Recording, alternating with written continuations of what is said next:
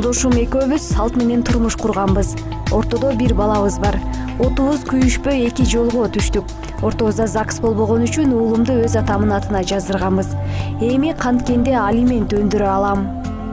Кыргыз Республикасынын үй-бүлө кодексинин 52-бернесинин талаптарына ылайык бул аталган соттар тартибинде аныкталат. Сот тартибинде аныкталгандан кийин сиз балаңызга алиментке ошол эле мезгилде экинчи дуарыс менен арыз менен кайрылсаңыз болот. Ал арызда сиздин балаңыздын аталганы аныкталгандыгы боюнча справкалар, ошол эле мезгилде жашаган жериңизден справкалар жана азыр баланын ден соолугу боюнча справкалар тегилиги милдеттүү.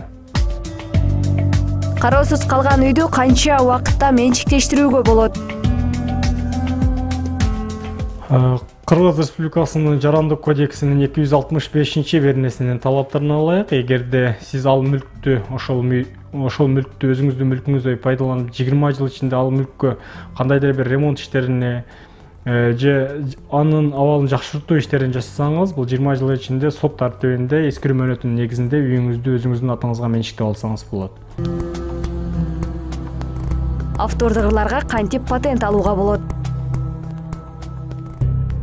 Сиз өзүңүздүн ырларыңызда автордук укугуңуз бар. Ал боюнча сиз Кыргыз патентке арыз менен кайрылсаңыз, сиздин ырларыңызда башка жакта дагы кайталанган эмеспи, башка жакта плагиат болгон эмеспи текшерүүнүн натыйжасында бул ырларды өзүңүзгө патенттеп берет.